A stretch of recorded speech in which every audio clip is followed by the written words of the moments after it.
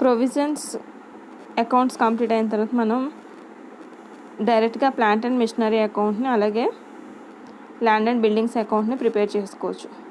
ఇక్కడ plant and మిషనరీకి సంబంధించి కొంచెం అడ్జస్ట్మెంట్స్ ఎక్కువ ఉన్నాయి కాబట్టి జాగ్రత్తగా చూసుకోండి.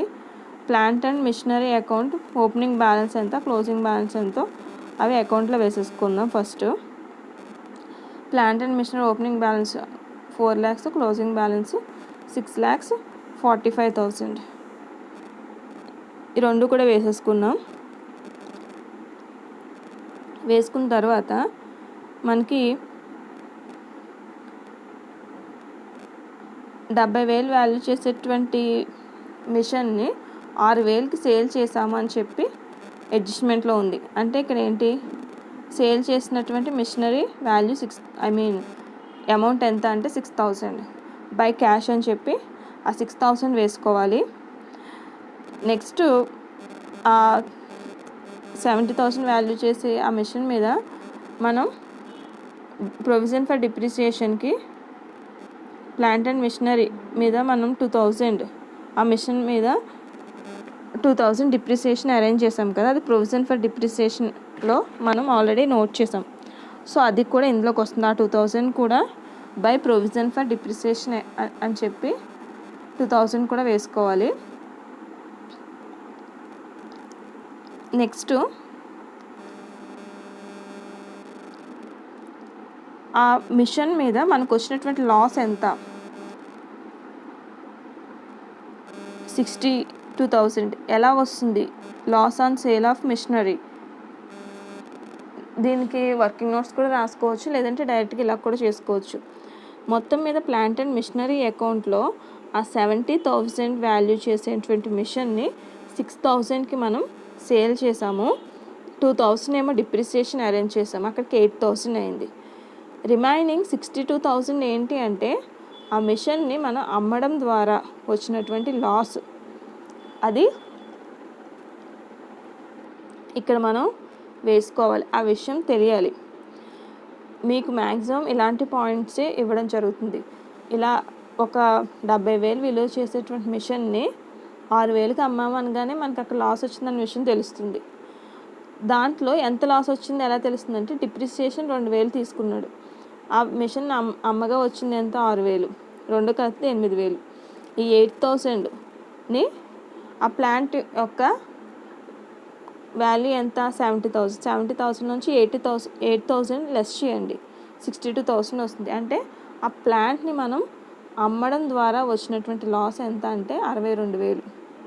సో అది బై అడ్జస్టెడ్ P&L అకౌంట్ అని చెప్పి 62,000 కూడా వేసుకోవాలి. ఇది loss on sale of machinery. ఈ విషయం మనం తెలుసుకోవాలి. దీన్ని వర్కింగ్ నోట్స్లో కూడా చేసుకోవచ్చు.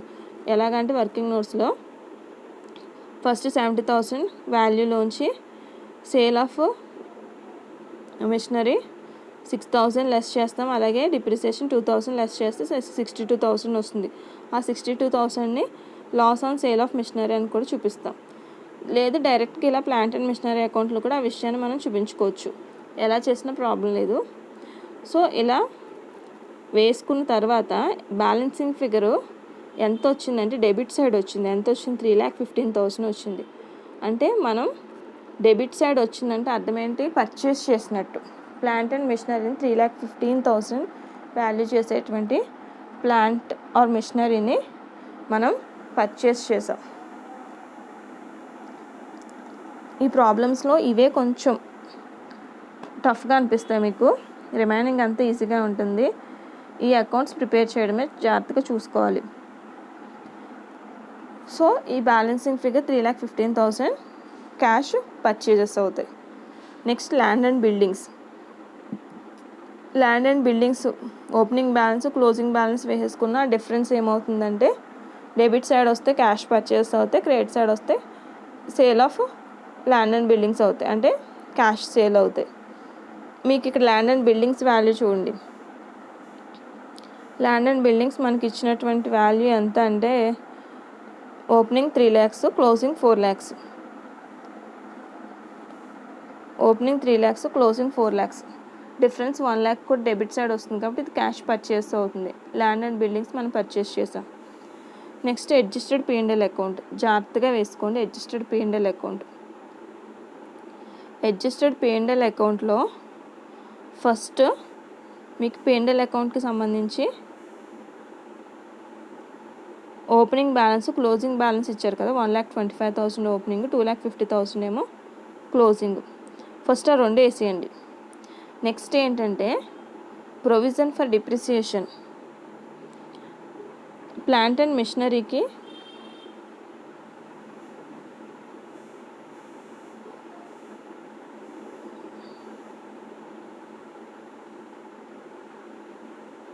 చూడండి, provision for depreciation plant and machinery అకౌంట్లో P&L అకౌంట్ బ్యాలెన్స్ ఎంత వచ్చింది? 7,000.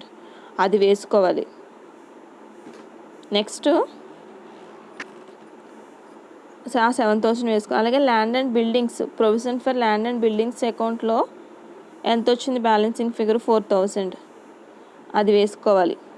నెక్స్ట్ ప్రిలిమినరీ ఎక్స్పెన్సెస్ డిఫరెన్స్ ఎంత? 7,000 ఉండేది 6,000 అయింది. 2006లో 7,000 ఉంది, 2007లో 6,000, అంటే 1,000 డిక్రీజ్ అయింది. అది కూడా ఏంటంటే రిటర్న్ ఆఫ్ ప్రిలిమినరీ ఎక్స్పెన్సెస్ని మనం ఇక్కడ రిటర్న్ ఆఫ్ చేస్తున్నాము. దేని నుంచి రిటర్న్ ఆఫ్ చేస్తామంటే మనకు వచ్చే ప్రాఫిట్స్ నుంచి రిటర్న్ ఆఫ్ చేస్తాం. సో ప్రిలిమినరీ ఎక్స్పెన్సెస్ కూడా ప్రిలిమినరీ ఎక్స్పెన్సెస్ అని ఎంత అయితే రిటర్న్ ఆఫ్ చేస్తామో అది మాత్రమే వేసుకోవాలి. అలాగే డివిడెంట్ పే చేసామా చూసుకోండి. డివిడెంట్ 50,000 వర్ పెయిడ్ అని చెప్పి మనకి అడిషనల్ ఇన్ఫర్మేషన్ ఇచ్చారు. సో ఆ 50,000 కూడా ప్రాఫిట్స్లోంచి మనం పే చేస్తాం కాబట్టి so dividend 50,000. Next loss on sale of machinery అకౌంట్లో loss on sale of machinery P&L account, adjusted P&L account మనం 62,000 పంపించాం. ప్రాఫిట్ వచ్చినా లాస్ వచ్చినా అవి అడ్జస్టెడ్ P&L అకౌంట్కే వెళ్తాయి.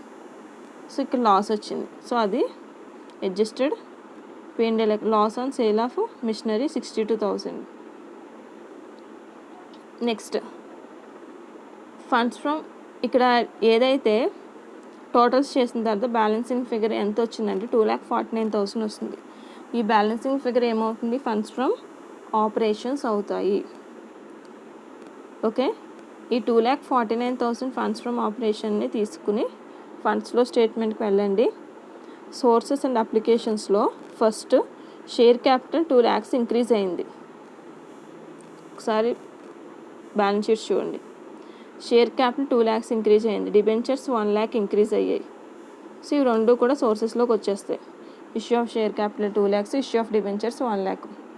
నెక్స్ట్ సేల్ ఆఫ్ మిషనరీని 6,000కి సేల్ చేసాము, అది కూడా సోర్సే కదా, సో సోర్స్లోకి వస్తుంది. అలాగే ఫండ్స్ ఫ్రమ్ ఆపరేషన్స్ ఎంత వచ్చాయి? 2,49,000 వచ్చాయి. ఇవన్నీ సోర్సెస్లోకి వస్తాయి. నెక్స్ట్ అప్లికేషన్స్లోకి ఏమొస్తాయంటే ప్లాంట్ అండ్ మిషనరీ పర్చేస్ చేసాం. ప్లాంట్ అండ్ మిషనరీ అకౌంట్లో purchase of plant and machinery చూడండి 3,15,000, అది అప్లికేషన్స్లోకి వస్తుంది. అలాగే purchase of land and buildings అకౌంట్లో 1 lakh బ్యాలెన్సింగ్ ఫిగర్ వచ్చింది. అది డెబిట్ సైడ్ వస్తే క్యాష్ పర్చేస్ అని చెప్పాం. అంటే land and buildings 1 lakh rupees purchase చేసామంటే అప్లికేషన్స్లోకి వెళ్తుంది. అలాగే 50,000 డివిడెంట్ని పే చేసాం, అది కూడా అప్లికేషన్స్లోకి వెళ్తుంది. And net increase in working capital ఎంత వచ్చింది? 90,000 వచ్చింది. సో ఇక్కడ మనకి సోర్సెస్ అప్లికేషన్స్ రెండు కూడా టాలీ అయ్యాయి. ఒకవేళ ఎవరికైనా అర్థం కాకపోతే ఒకసారి మళ్ళీ రివైజ్ చేసుకోండి.